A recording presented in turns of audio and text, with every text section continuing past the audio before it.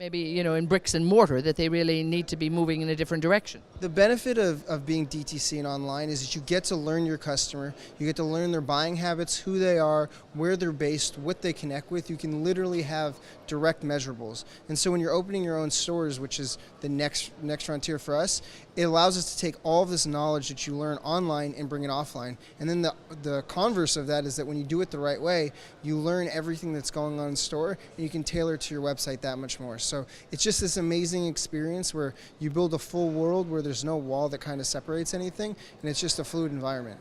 Adam, talk to us a little bit about that store, because it's exciting. You're online guys, and now you're going to get your own bricks and mortar. And where's that going to be, and when are we going to come visit? So it's going to be in Los Angeles. The target opening is October 2019, and it's really exciting for us because, like as I spoke about, we try to build this beautiful online experience through our Instagram, through our website, and that we want the store to be a reflection and a marrying of the two, of the offline and online world, and build this beautiful experience where people can come in and see what they've seen online, experience it in person, and then they'll share that with others, and obviously hopefully sell a lot of product as well. And for us, our one of our mottos and slogans is simple yet severe. And so our product is that, our website is that, our Instagram is that, and our stores will be that too. I like that, simple yet severe. Okay, talk to me about simple and severe messages you might have been listening to in Dubai for the last few days. There's been a lot of people here talking. Anything you've picked up? I mean, I think it's really exciting to see how the retail environment's changing. On a global scale, it's like you hear about some of these markets. Dubai's been amazing. Hong Kong's been amazing. We were just in Hong Kong for one of the luxury summits, and they were talking about just how everything is really moving towards China and some of these other markets.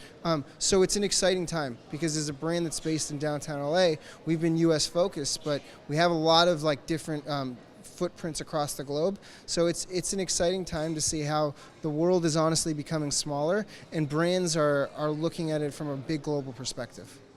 And when you look at brands around this region too, you look at the growth that there still is in, obviously the UAE, but you look beyond that. You look at Saudi Arabia, you look at near Asia where, there's a lot more income coming in, a lot more disposable income. So it's got to be, the world's waiting for you guys, I think. Yeah, I mean, for sure. And also like Dubai and UAE and Asia as well, they're incredible markets. And I think one of the things that's exciting to us is like, if you walk around Dubai and look at like the beautiful architecture and all of the experience they're building here and in the other parts, it's just, the opportunity is endless. So for a brand like ours that cares a lot about aesthetic and also experience, like there's a great potential here in Asia. And we were at dinner last night with some of the guys from CBRE, and they were talking about how both in Hong Kong and Dubai are, for a lot of brands, two of their top 3 global markets when it comes to stores and how they perform. And so that's something that's exciting, obviously, as a new brand that's looking at opening up our own stores across the globe. You have to pay attention to that. The consumer is really powerful. It's not only a consumer that lives here, they're bringing a lot of people.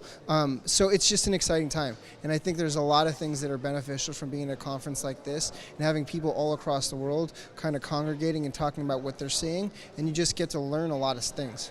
Now, just talk to me a little bit. People might be watching this and think, look at these two guys. They seem to have, a good business idea. They're doing well. They're opening stores, but, you don't come with a long resume in retail. So how did you get into this, and maybe share with us, for other people who might, that how are you going to do what you do? They might take a little bit longer. But give us a feel for how exciting that's been, that very fast journey. Yeah, I mean, Adam and I are mirror image identical twins, and we both played basketball and football in college at USC. And we started the company in our dorm room.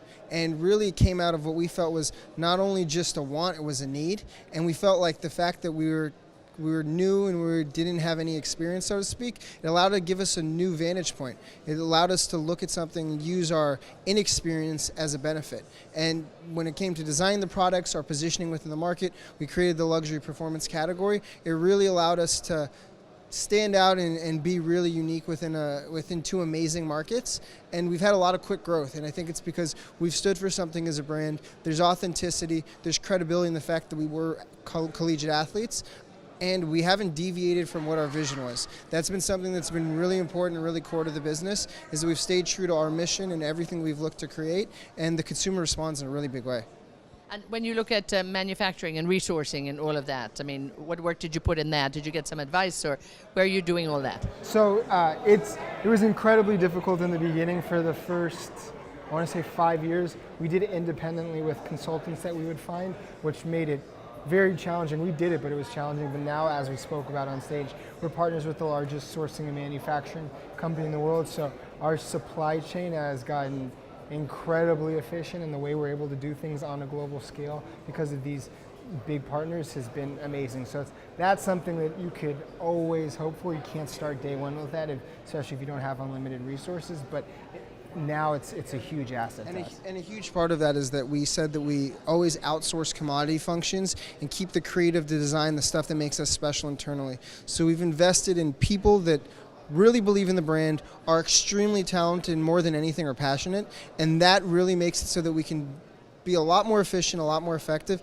and just do a great job together, and then outsource the things that we don't have expertise in and that we don't want to bring in a bunch of people that have the expertise there. So it's one of those things where we looked at it and said, how can we be as effective and efficient with as few people as possible? And that's the method that we've used.